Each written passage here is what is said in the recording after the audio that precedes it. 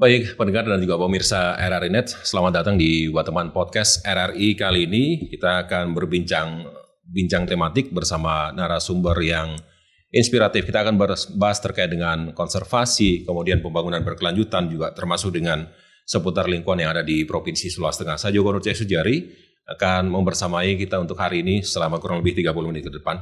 Dan episode kali ini agak sedikit berbeda dengan podcast sebelumnya, di mana kali ini kita akan bahas tentang hal yang menarik dan juga relevan. Itu adalah ekowisata, langkah baru Balai Besar dari Taman Nasional Lorelindu.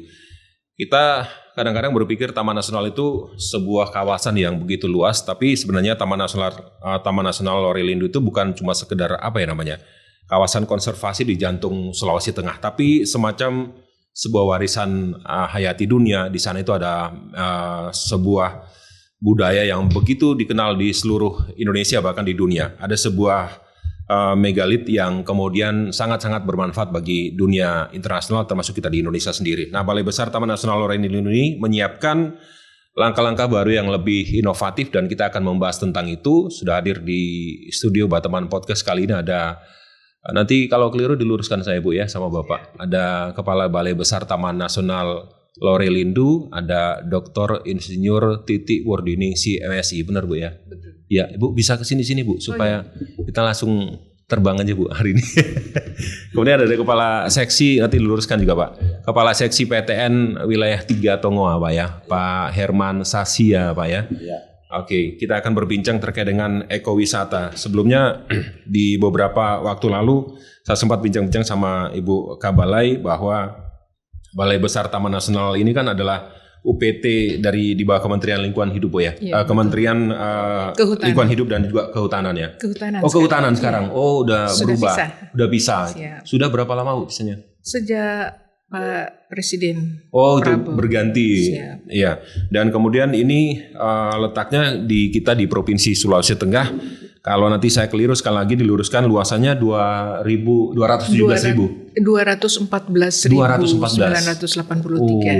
Saya pikir 217. Nah, ini yang menarik ini Bu, ketika berbicara tentang ekowisata dan kemudian teman-teman BBTNLL ini hadir di sana dan kemudian memberikan edukasi bagi semua. Mungkin bisa dijelaskan gambaran umum tentang apa sebenarnya Balai Besar Taman Nasional Lorelindu yang mungkin saja saat ini pendengar di luar sana nggak ngerti, halo-halonya kurang kayak atau apa, seperti apa sih Bu?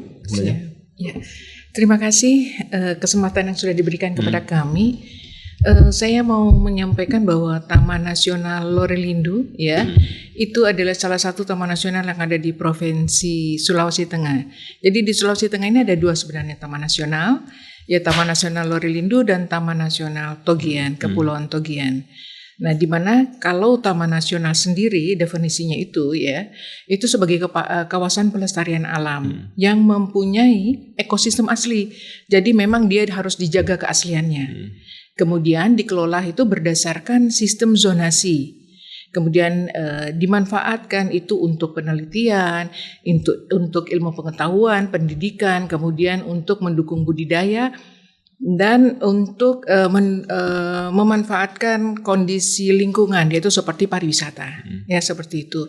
Jadi memang Taman Nasional ini lebih luas ya, lebih ini untuk pemanfaatan kepada masyarakat yang ada di sekitarnya. Nah, kita ketahui sendiri Taman Nasional Lorelindu ini berada di bagian hulu pegunungan. Jadi Taman Nasional yang ada di pegunungan. Kalau kita berbicara DAS, dia itu bagian hulu, sehingga itu sangat penting sekali Taman Nasional itu dijaga keberadaannya. Nah, di samping itu Taman Nasional yang ada ini adalah merupakan zona inti dari cagar biosfer Lorelindu yang sudah dideklarasikan secara internasional oleh UNESCO sejak tahun 77. Nah, di mana kita ketahui bahwa Taman Nasional ini kenapa dia dideklarasikan sebagai zona inti core zone dari cagar biosfer Lorelindu, karena dia selain dia merupakan mega biodiversity, karena Taman Nasional Lorelindu itu merupakan pertemuan dari 3 lempengan. Jadi kita ketahui bahwa Pulau Sulawesi itu kan terbentuk dari 3 lempengan, di mana pas pertemuan itu ada di Taman Nasional Lorelindu. Masing-masing lempengan itu membawa biodiversity sendiri-sendiri, sehingga di Taman Nasional itu mempunyai mega biodiversity. Itu baru dari segi biodiversity-nya, flora, fauna. Kemudian selain itu juga ada di sana budaya. Nah, kita ketahui budaya itu seperti masyarakat hukum adat. Nah, di sana ada local wisdom, ada kearifan lokal masyarakat kita. Nah, Taman Nasional Lorelindo berada di 2 kabupaten, Kabupaten Sigi dan Kabupaten Poso. Ya, masing-masing ini mempunyai adat-adat sendiri-sendiri, ya, mempunyai untuk menjaga alam itu mereka juga dari adat itu, ya.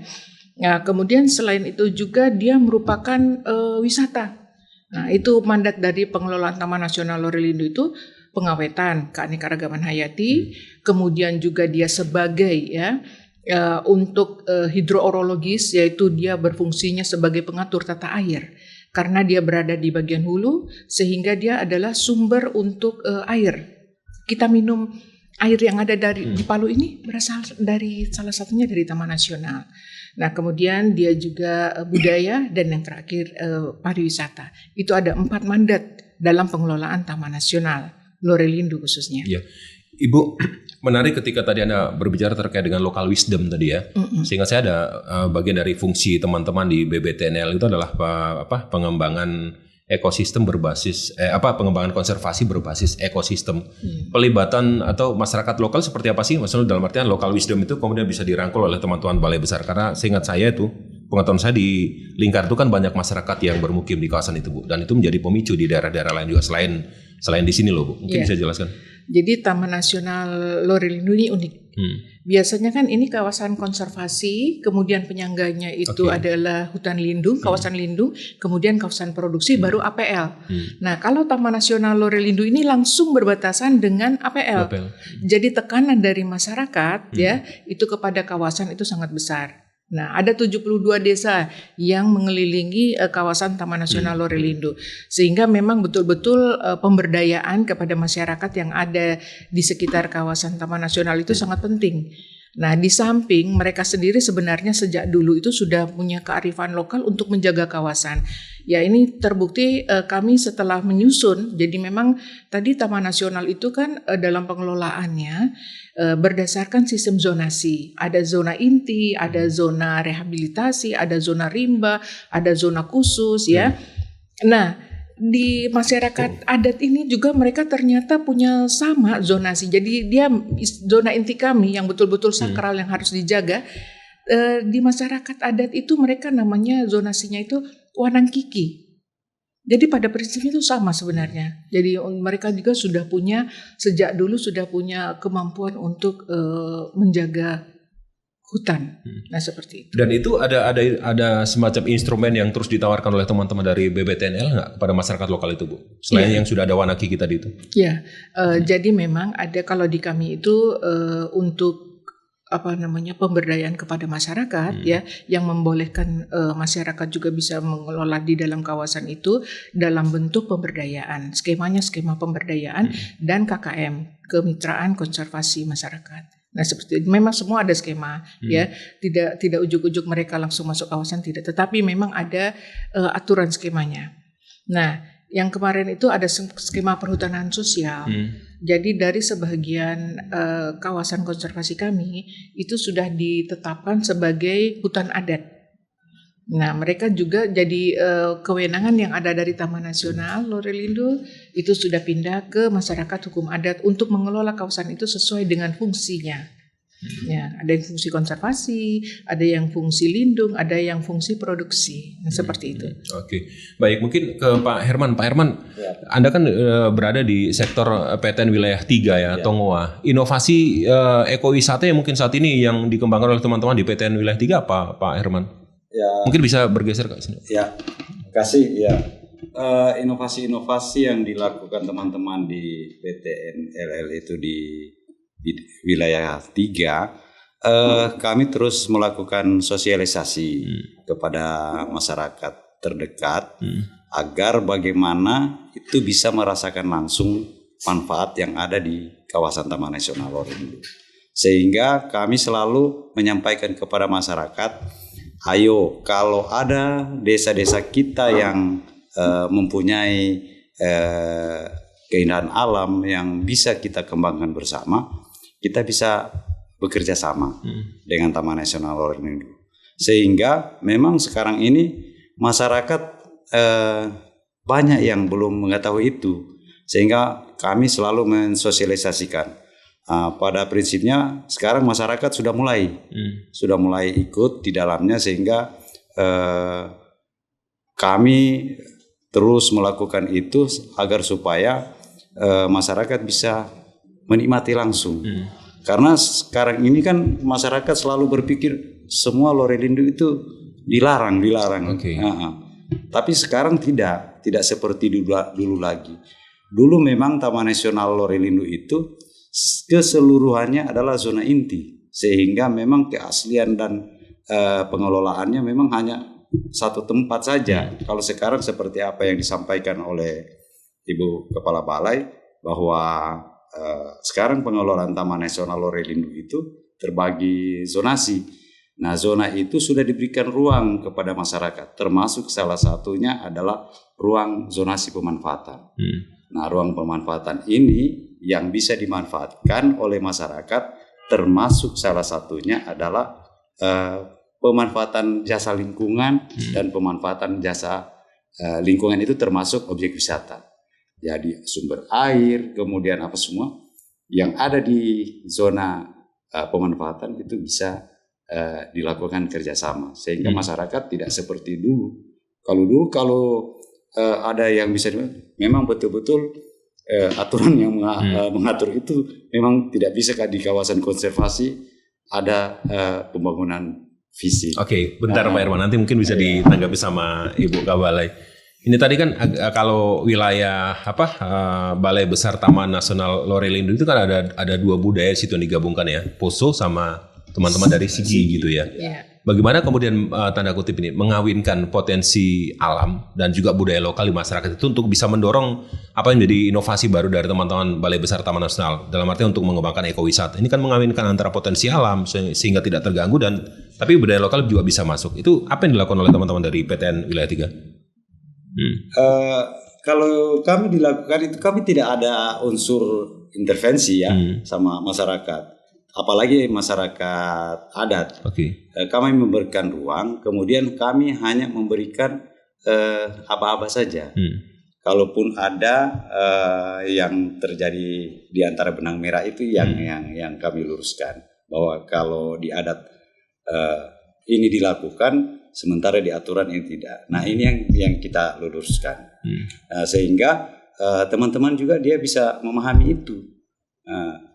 Dari budaya-budaya yang mereka lakukan, ternyata memang dari aturan itu tidak menyimpang jauh sebenarnya. Hanya memang ada pengelolaan yang secara tidak lestari saja yang perlu kita luruskan lagi, sehingga masyarakat sekarang ini sudah mulai memahami bahwa ternyata memang benar kalau kita lakukan sesuatu itu yang khususnya menyangkut kawasan, itu perlu ada kelestarian, sehingga bisa dimanfaatkan berlangsung untuk demi anak cucu kita. Seperti itu. Ibu Kapalnya mungkin bisa disanggah Bu, karena memang seingat saya dulu pernah ada persoalan, tapi bukan di BBTNL, tapi di wilayah Kerinci di Sumatera. Yang tadi yang menariknya kalau punyanya kita kan konservasi, langsung sebelahnya APL gitu ya. Itu pasti ada gesekan yang terus terjadi di situ. Apa selain disampaikan Pak Herman Sassia, instrumen apa yang selalu ditawarkan oleh teman-teman dari Balai? Iya. Kami punya strategi itu adalah tadi yang saya sampaikan, ada pemberdayaan. Jadi di 72 desa ini kita harus ada masuk intervensi itu pemberdayaan kepada masyarakat. Nah, kita kemarin sudah menanyakan kepada mereka semuanya, termasuk potensi yang ada di mereka ya, misalnya di sana ada satu kelompok di desa, contohnya di desa di Kulawi Selatan, di Maima, di dusun Maima, itu punya potensi di sana, potensi alamnya itu air panas ya. Nah, air panas. Nah, mereka itu akhirnya kita berikan bantuan, kita dorong ya, kita dukung membuat satu wisata di situ yang pas perbatasan dengan kawasan. Nah, mereka di situ kita udah bikinkan bak, kemudian banyak yang datang mengunjungi situ. Sumber airnya itu dari Taman Nasional. air panasnya. Nah setelah itu, tapi untuk yang mereka karena di luar kawasan ya, yang menarik karcis itu mereka di desa. Jadi sudah ada pendapatan ya kepada mereka. Nah sehingga otomatis kalau di situ berkembang ya, pasti dia akan menjaga sumber airnya. Sumber airnya dari mana? Dari Taman Nasional. Nah ya, pasti dengan ada peningkatan ekonominya di situ lewat lewat wisata. Dia akan menjaga kawasan. Karena kalau kawasannya rusak, sumber air yang tidak ada, wisatanya pasti akan mandek kan. Jadi seperti itu contohnya. Jadi bagaimana menciptakan mereka itu mendapatkan manfaat dari kawasan. Kalau mereka mendapatkan manfaat, pasti dia akan menjaga. Nah itu strategi kami seperti itu. Karena terus terang kalau di Taman Nasional sendiri untuk menjaga kawasan, kami hanya mempunyai 18 polhut. Dengan luasan segitu. Ini sekarang baru ketambahan anak-anak CPNS ada 7 ya. 7 ini jadi otomatis. Jadi kemarin hanya 11.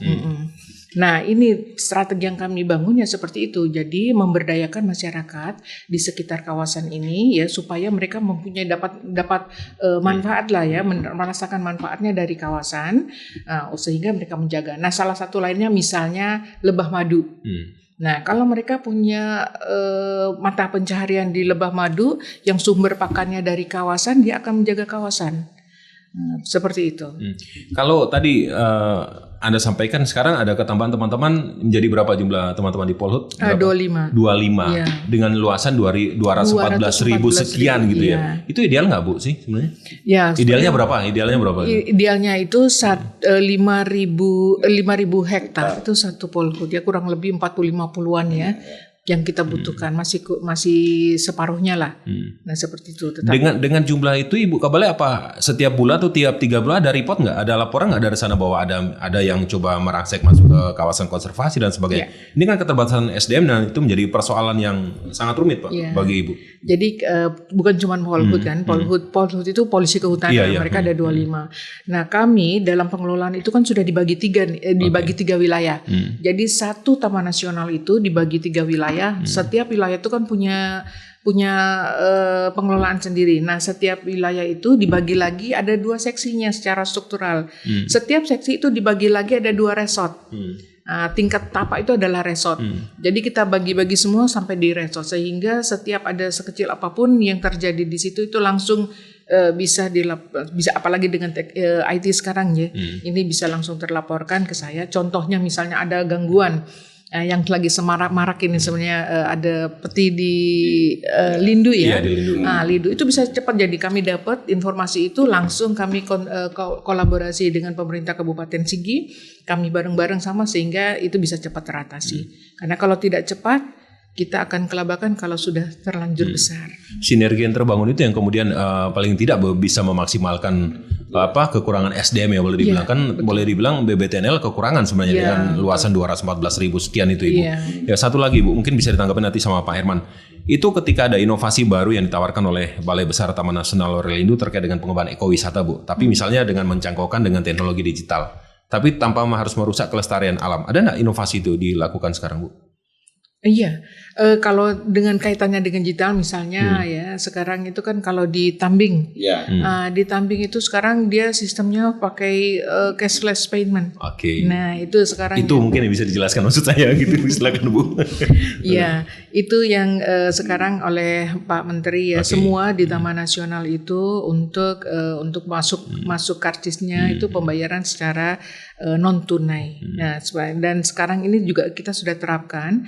Kalau di Taman Nasional Lorelindo yang sudah secara resmi yang kami buka itu ada 2, yaitu di Danau Tambing sama di Kadidia. Ada permandian air panas. Nah itu dia pembayarannya menggunakan non tunai cashless payment. Tapi sambil jalan ini masih ada juga sih yang belum punya uang non tunai ya. Tetapi kami akan terus berusaha supaya bisa menjadi bisa semua cashless payment. Tapi seberapa jauh itu kemudian melibatkan masyarakat sekitar Bu? Karena kan ini teknologi kadang-kadang kita harus bertabrakan dengan kondisi konvensional yang ada. Kan misalnya penggunaan kris dan sebagainya itu pasti berbenturan. Itu seperti apa yang dilakukan oleh teman-teman dari Balai? Iya, kalau untuk sementara sekarang ya kita masih belum sepenuhnya ya, belum sepenuhnya menggunakan itu, masih ada inilah ya toleransi sampai nanti batas waktunya. Tapi kita pelan-pelan terus ya, paling tidak dengan kawannya gitu kan, dan juga kami sudah menginformasikan itu bukan cuma di tempat wisata, secara di media sosial. Nah, sehingga orang yang datang ke sana itu sudah tahu bahwa pembayaran itu sudah menggunakan cashless payment secara kris seperti itu. Dan sekarang kan IT kan sudah di mana-mana, kita membayarnya juga pakai kris ya. Insya Allah di sana juga bisa lama-lama bisa mengikuti. Iya, semoga itu nanti bisa diikuti sama kawan-kawan ini Bu, karena kan banyak yang belum nikah. Enggak, kenapa harus begitu Bu? Karena kan sekarang rata-rata kan pembayaran harus dibayar tunai Bu. Makanya harus pakai kris nanti ketika nikah. Mungkin gitu ya Bu. Ya Pak Herman mungkin bisa ditanggapi Pak. Tadi pelibatan masyarakat lokal tapi kemudian tetap menjaga kelestarian alam kalau di wilayah Tonga sendiri apa yang kemudian bisa yang kadang-kadang menjadi apa ya? Bukan defek sih kalau saya, tapi semacam gangguan lah yang kemudian bisa merambah kemana-mana sih. Silakan Pak Herman. Ya, kalau keterlibatan masyarakat itu memang kami selalu berusaha, memang itu yang penting. Yang pertama kita kan kekurangan polhut. Ya, bisa geser lagi Pak. Kita kekurangan polhut, kemudian dengan cara pendekatan kepada masyarakat, pelibatan masyarakat itu sehingga masyarakat bisa ikut membantu menjaga. Nah, salah satu yang bisa lebih cepat untuk mereka ikut merasakannya itu termasuk salah satunya objek wisata. Termasuk di wilayah kami itu di Desa Karunia. Di Desa Karunia itu sekarang adalah menjadi salah satu desa terpilih 100 desa terpilih Indonesia yang kemarin itu. Masuk mereka membudidayakan anggrek, kemudian mereka membuat wisata rumah pohon Pak. Ada rumah pohon itu kemarin dilombakan, masing-masing dusun membuat rumah pohon dan itu menggunakan dana desa. Menggunakan dana desa dan tim penilaian termasuk anggota dewan juga. Nah ini yang memang kami sengaja bagaimana upayakan agar supaya masyarakat memang betul-betul keterlibatan dan merasakan. Nah kalau mereka sudah merasakan manfaat daripada kawasan Taman Nasional, tentu tanpa dikomando mereka langsung menjaga. Nah, termasuk juga dulu saya pernah melakukannya di Saluki dengan pengembangan burung maleo. Mungkin pernah dengar burung maleo. Nah, keterlibatan masyarakat itu mereka dengan mengantar tamu ke lokasi maleo, mereka mendapatkan hasil ojek. Sehingga kalau ada pengunjung yang tidak melapor, bukan kami petugas, justru dari masyarakat sendiri, Pak melapor dulu karena itu harus diketahui petugasnya. Kemudian apalagi untuk hutannya, nah, hutannya itu mereka paling jaga sekali karena mereka tahu bahwa itu adalah tempat rumahnya satwa. Nah model-model seperti ini yang kita lakukan. Kalau di Kadidia sendiri seperti apa yang disampaikan Ibu Kababes bahwa ada permandian. Nah permandian juga itu kita bersama pemerintah desa, masyarakat itu ikut. Kemudian kan ada juga program namanya Lembaga Konservasi Desa. Nah ini beberapa masyarakat yang ikut di dalamnya membantu kami untuk melakukan patroli bersama, kemudian melakukan kegiatan pemberdayaan, termasuk pemberdayaan di sana itu juga ada pembuatan minyak kampung. Jadi model-model seperti itu sehingga memang beban tugas kami untuk menjaga keamanan itu sudah terbantukan oleh berarti masyarakat sekitar itu yang ada berapa desa? 72 desa itu yang itu volunteer Pak. Maksudnya sukarela mereka membantu teman-teman balai. Sukarela karena di samping mereka sukarela juga kan mereka juga sudah rasa manfaatnya. Kemudian kan mereka sudah banyak melihat di TV di mana kalau kita merusak yang mendapatkan akibatnya kan masyarakat. Sehingga kami itu selalu bilang kalau sayang kampung ayo kita sama-sama. Kalau tidak sayang kampung ya yang kasih rusak kan bukan petugas, masyarakat. Oh iya betul Pak, sekarang kita kekurangan air. Biasa kita kalau musim panas ambil air di desa sebelah. Kadang kita juga sama dengan antrian gas. Ya, Jergen juga ini karena di sana juga merosot air. Nah, saya bilang betapa pentingnya kita sama-sama menjaga. Iya betul Pak, mulai sekarang kita pelan-pelan untuk ikut menjaga. Boleh tahu nggak Pak Herman udah berapa lama jadi kepala seksi di PTN Wilayah 3? Saya sudah 7 tahun. 7 tahun. Sebelumnya? Ya. Sebelumnya saya polisi kehutanan. Oh gitu. Iya. Bosan di situ pindah jadi enggak. Oh saya pikir bosan enggak ya. Tidak juga. Oke. Ibu Kabale mungkin ada enggak program unggulan dari teman-teman yang terbaru di 2025? Karena tadi mengutip apa yang disampaikan Pak Herman, teman-teman ternyata ada buat rumah pohon dan sebagainya. Itu bisa dimasukkan dalam agenda pariwisata loh Bu, sebenarnya agenda tahunan. Ada enggak seperti itu Bu? Iya. Jadi memang tadi strategi kami itu adalah tadi pemberdayaan. Salah satunya pemberdayaan itu adalah kita mencari potensi wisata di sekeliling dari Taman Nasional. Nah sekarang sudah mulai muncul nih.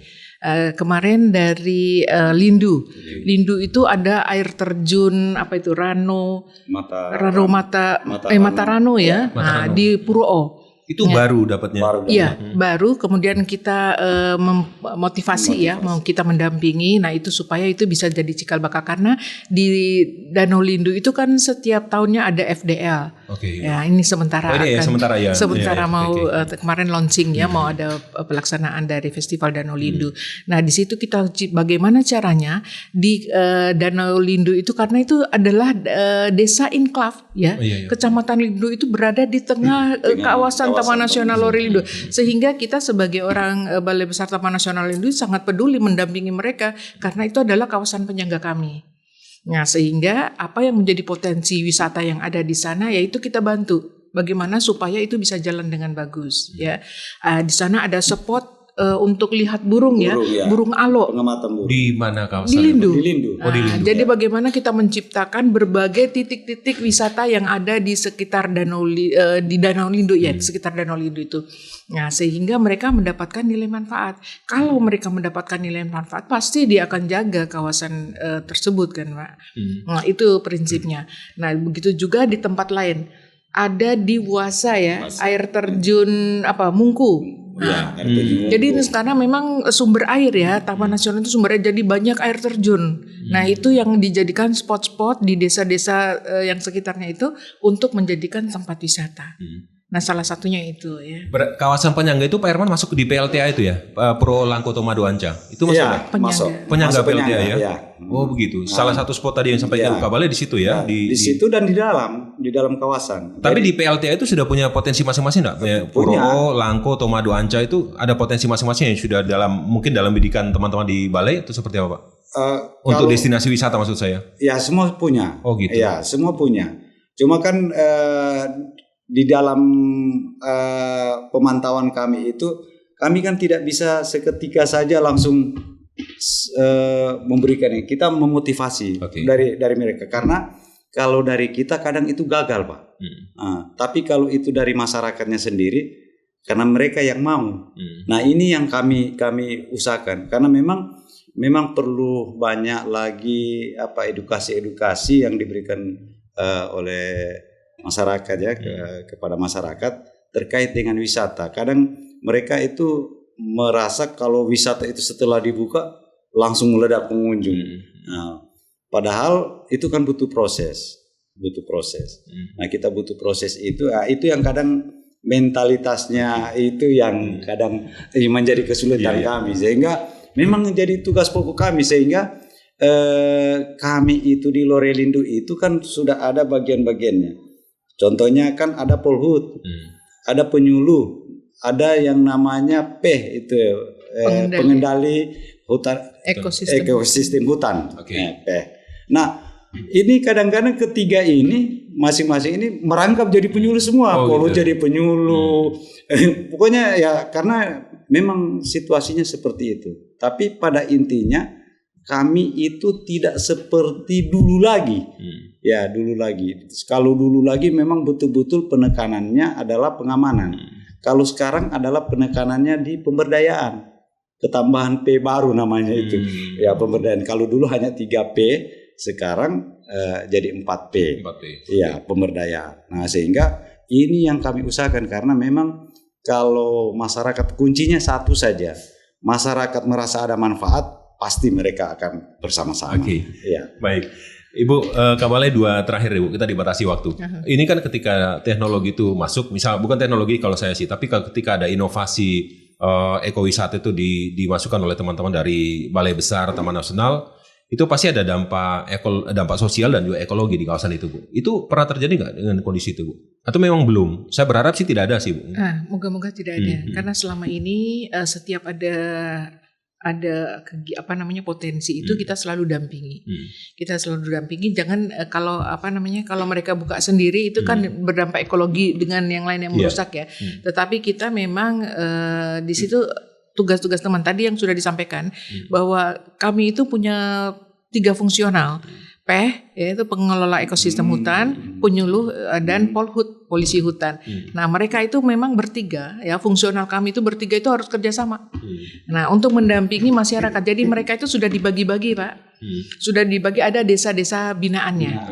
Nah, seperti itu. Jadi setiap itu mereka melaporkan kepada kami bagaimana di desa itu, ada potensi apa, bagaimana kelompoknya. Nah, seperti itu yang kita harus tahu ya sebagai struktural ini. Seperti itu. Ya, satu terakhir deh Bu. Ini kan kalau saya membayangkan 214.000 sekian itu kan luas banget Ibu. Saya yakin dan percaya Ibu juga nggak mungkin mengelilingi selama Ibu tugas di sini Ibu ya. Keseluruhan Bu. Atau udah pernah? Sudah. 214.000 itu Bu? Sampai ke Mua sudah keliling. Ampun, jauh banget. Saya udah 3 tahun. Oh gitu ya. Berarti nanti teman-teman RRI bisa diajak lah Bu untuk muter-muter sana. Satu terakhir ya Bu. Ketika untuk mewujudkan sebuah tujuan kan kalau di hal yang lain itu ada di modelnya adalah pentahelix Bu ya. Ada pentahelix melibatkan misalnya dari balai, pemerintah daerah, ada LSM di sana, ada swasta, ada media dan sebagainya. Itu dilakukan nggak saat ini Bu? Ya, memang saya masuk di Taman Nasional Lorelindo, satu yang saya pertama kali pegang adalah kolaborasi. Saya bekerja atas dasar kolaborasi. Sehingga dengan adanya kolaborasi itu alhamdulillah permasalahan yang ada di Taman Nasional Lorelindo pelan-pelan terselesaikan. Karena pentingnya dari pemerintah pusat, pemerintah daerah, masyarakat adat, NGO dan semua ya, termasuk ke generasi-generasi muda kita rangkul, termasuk ke tokoh-tokoh agama. Jadi saat ini kami juga sudah ada Fatwa MUI 01 tahun 2024 ya, untuk pelestarian Taman Nasional Lorelindo, sehingga semua stakeholder yang terkait kami bersama-sama, termasuk juga dengan tentunya TNI, Polri, semua itu kita sudah sowan dan lembaga adat, sehingga dengan kolaborasi itu personal kami yang terbatas itu tidak menjadi hambatan. Saya yakin seperti itu. Kalau kita memang betul-betul ada komunikasi yang baik, insya Allah itu bisa aman dan apa yang menjadi tujuan kita itu bisa tercapai. Oke, satu singkat ya Bu, tapi nggak sampai 1 menit jawabannya mungkin. Vibes-nya dengan Bali beda nggak Bu sama sini? Ibu kan pernah di sana Bu? Ya, saya 3,5 tahun di Bali. Vibes-nya beda nggak sama Sulteng?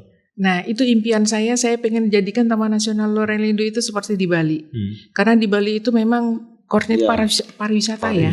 Pariwisata, masyarakatnya itu sangat peduli sekali dengan lingkungan. Bahkan di sana gubernurnya itu pada saat saya bekerja di sana itu mau menambah ruang untuk kawasannya, karena di sana kawasannya tidak mencapai 30%, hanya 28%. Nah, kita yang sudah banyak ini harus menjaga. Hanya saja mungkin ini jadi persoalan kita di sini adalah tidak terkonektingnya satu dan satu lainnya ya. Misalnya seperti kan seharusnya ada connecting dari misalnya wisatawan sampai Palu dan kemudian bisa berkunjung ke Palu dan seterusnya mungkin. Sekarang sudah digagas. Sudah digagas. Kami sudah punya pelatihan-pelatihan tentang guide, tour guide. Bahkan seperti itu. Ini sudah ada, cuman belum belum connect semua, tetapi langkah-langkah ke situ sudah kami tempuh. Baik. Nanti kita bahas terkait itu Bu di episode berikutnya untuk program Teman Podcast. Terima kasih Bu Kabalai sudah bersama RRI Bu Titi. Sehat selalu Bu ya.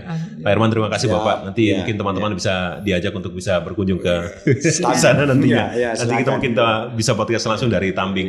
Baik, pendengar dan juga pemirsa RRI.net dan juga Teman Podcast, demikian giat kita hari ini. Kita sudah membahas terkait dengan ekowisata. Ini bagian dari upaya yang dilakukan oleh teman-teman dari Balai Besar Taman Nasional Lorelindo. Semoga mengedukasi. Saya Joko Rote Sujari. Sampai jumpa.